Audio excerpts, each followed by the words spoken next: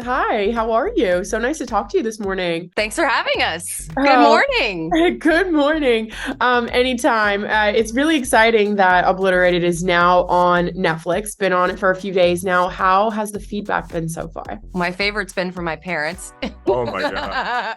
My my grandmother hasn't talked to me about the show, Okay. and it came out and we had a 10-minute conversation where she never mentioned anything about Obliterated because she's uncomfortable. Yeah. I was gonna say this is watching the trailer. This is a little raunchy. It's a little fun. I have a group text with the family with the Yeah. time stamps of when to fast forward through certain parts. I went there. That's helpful. Yeah. Yeah. Yeah, this is a show you But don't everyone watch else with your can family. watch that. Yeah, don't watch with your family. Yeah. No, And no, would you say don't watch with your mom, right? Yeah, don't watch with your mom. no, not at all. What was it like getting into character for you guys? Because I feel like this is a totally different role. It was fun. It was like a dream, you know? I think when I was a kid, I always wanted to be a Navy SEAL. And a part of my life, I thought that was my end game for myself.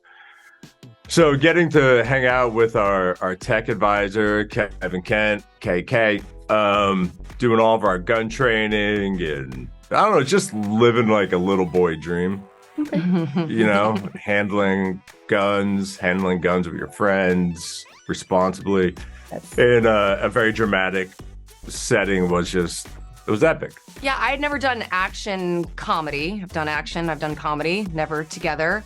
What I loved about this show and what we got to do was it was kind of like it felt like a talent show for every single one of us. John, Josh, Hayden, the creators of the show, they asked so much of each and every one of us. And as actors, that's not always the case. And Yeah.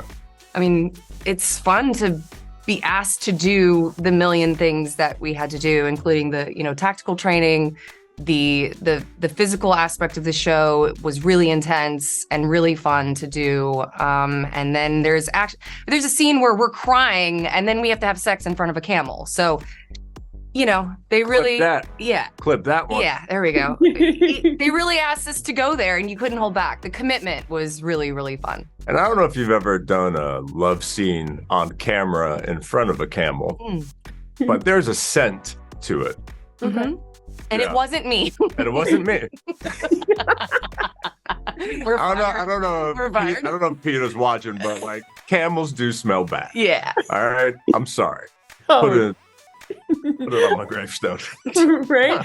Fun fact that we would never know. Ah. And you guys did film in Las Vegas. Did you get to kind of go out in between? What was it like filming in Vegas? We were doing 6-day weeks Yeah. and at times 17-hour days. So I don't think there was much going out. I think the hardest part was your muscle memory of being in Vegas Uh-huh. and not acknowledging it. Because my first 3 nights there, I was waiting for my buddies to bang on my room door. And that never came. So there was this anxiousness and also being sober on a diet and studying Yeah. in Vegas was just it was nuts. It took me a week to adjust. Oh, To be wow. all right, this is my new Vegas for a minute. Yeah. But yeah, fun. Also, we got to see a lot of 4 a.m. Monday morning crowd Yeah. in Vegas, which is a crowd. Yeah. Holla out to everybody at 4 a.m. in Vegas. We miss you. We also filmed in Albuquerque. I think I was the only I'm basically Albuquerque's ambassador. I was obsessed. Oh, The no. mountains, the desert, it was really hot. I thrived. Vegas was actually very, very cold. Okay. Very, very, that Yeah. pool scene in the beginning, that was one of the coldest days I feel like Vegas has ever had. Yeah, and, God bless. and that pool was not fully heated. No. Yeah, it was at rehearsals, we looked like we were shooting the end of Titanic. It was like The Revenant. Yeah, for sure. I love it. And what's maybe one jaw-dropping scene that you can't wait for people to see? I mean, every scene I feel like is jaw-dropping, but is there one that really stands out to you? I know the one that stands out to me on your behalf. Yeah. I don't know. You kind of see it all. Yeah. I mean, it's really hard to pick one out. I mean, that's when you're reading the scripts, you're like, and then this happens. Oh, and then also when we were filming, we'd look at the call sheet, be like, okay, today there's sex in front of a camel. Then there's we're going to be in harnesses climbing elevator shafts for 7 hours. Like, it just was action packed. It felt that way, which made it really fun. And then the show definitely reflects that. Shelley and I were dangling in a harness for the last episode for, I'm not joking, I think an hour at a time for 12 hours. I love it. You said dangling. Yeah. What an interesting word. We were dangling. We were dangling. No, it was wild, but you couldn't pay us to get us down. It was so... it was fun. It was just exhilarating.